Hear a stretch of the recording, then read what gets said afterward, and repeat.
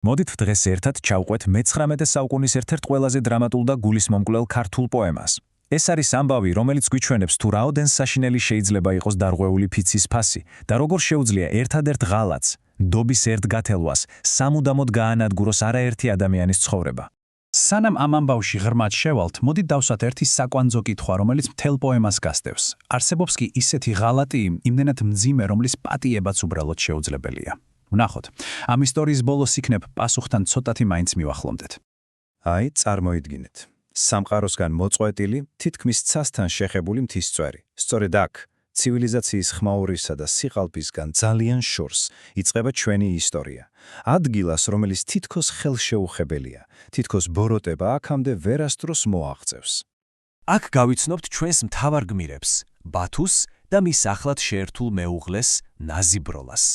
მათი ბედნიერება იმდენად სრული და უბრალოა, რამდენადაც შესაძლებელია. პატარა ქოხი, უდიდესი სიყვარული და სიმშვიდე. მეტი, მათ არაფერი სჭირდებათ, მათი სამყარო სრულყოფილია. და აი პოემა თავიდანვე გვიჩვენებს ძალიან მკვეთრ კონტრასტს. ერთი მხრივ გვაქვს ეს უბრალო წმინდა ცხოვრება, მათი ფაცხა და მეორე მხრივ კი დანარჩენი სამყარო, რომელიც აღწერილია როგორც სიყალბითა და გახრწნილებით სავსე ადგილი. ეს დაპირისპირება ფაქტობრივად მთელი ისტორიის მთავარი ხაზია. მაგრამ რა თქმა უნდა ასეთი იდილია დიდხანს არ გრძელდება. ერთ ღამეს ისეთი საშინელი ქარიშხალი ამოვარდება, რომ როგორც პოეტი ამბობს, თვით ეშმაკიც კი თავშესაფარს ეძებს. და სწორედ ამ სტიქიის ფონზე მათ კართან გამოჩნდება მოულოდნელი სტომარი, რომელიც სამუდამოდ დაანგრევს მათ სამოთხეს. სიბნელიდან ხმა ისმის, შველას ითხოვენ. იმ დროის კავკასიური კოდექსით ხომიცით, სტუმარი ღვთისაა, მასე უარის თქმა წარმოუდგენელი სირცხვილია. ამიტომ ბათუ, რა თქმა უნდა, უკოყმანოდ აღებს კარს. და აღმოჩნდება, რომ სტუმარი სულაც არ არის უცხო. ეს საფარია, ბათუს ძიძიშვილი. და ეს არ არის უბრალო მეგობრობა, არა, ეს ბევრად მეტია. ძიძიშვილობა იმ დროის კულტურაში სისხლით ნათესაობაზე უფრო წმინდა და მტკიცე ურღვევ კავშირად ითვლებოდა. წარმოიდგინეთ, საფარი არც კი ჩდება სუფრასთან, ამბობს სხვა რამ აწუხებს, სხვა შიმშილი მჭირსო და ყვება სასოწარკვეთილ ისტორიას, უიმედო სიყვარულზე, საშინელ მეთოქეობაზე და ქალზე, რომელმაც ისეთი დავალება მისცე, რომელიც მას უდიდესი სირცხვილის ჩადენისკენ უბიძგებს. და აი აქ ისმის ის, რასაც ბათუ ალბათ ვერასდროს წარმოიდგენდა, საფარი მას სთხოვს დაეხმაროს ცხენის მოპარვაში. ეს არ არის უბრალოდ ქურდობა. იმ დროის ღირსების კოდექსით ეს არის საქციელი, რომელიც ნებისმიერ ვაჟკაცის სახელს სამუდამოდ შეარწყვენდა. ბათუ საშინელი არჩევანის წინ დგას. ის შეწუხებულია, მაგრამ ძიძიშვილობის ფიცით არის შეკრული და იღებს საბედისწერო გადაწყვეტილებას. ამ უღირს საქციელს, ამ სირცხვალს ის თავის თავზე აიღებს, რათა თავისი ძმა გადაარჩინოს. და აი, სწორედ ეს არის მომენტი, როცა უნდა დავფიქრდეთ.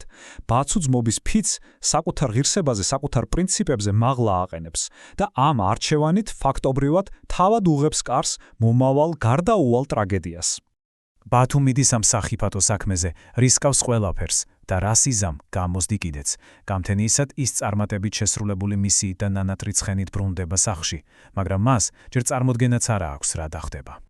ის ბრუნდება სახლში და სრული კოშმარი ხდება. ხედავს საშინელ სურათს. მისი ცოლი, ნაზიბროლა, გაგიჯებულებით ტირის, ტანსაცმელის შემოგლეჯილი აქვს, ხოლო მათი წმინდა სახლი, მათი სამოთხე შებღალულია. ბათუს ბევრი ფიქრი არ ჭირდება. ერთ წამში ხვდება ყველაფერს. იმ საშინელ გამოუსწორებელ ღალატს, რომელიც მის არყოფნაში მოხვდა. და იცით რა არის ყველაზე მწარე? ეს ჩაიდინა იმ კაცმა, ვის გამოც თავად ბათუმ საკუთარი ღირსება ფეხქვეშ გათელა. წარმოიდგინეთ ეს სცენა. ორი კაცი, სრულ სიჩუმეში, ერთად ჩამოდის მთიდან. ეს არის მძიმე დაძაბული მგზავრობა, რომლის ბოლოსაც ბათუ უპირისპირდება საფარს და წარმოთქვამს ამ საბედისწერო სიტყვებს. მათი კავშირი სამუდამოდ დამთავრებულია.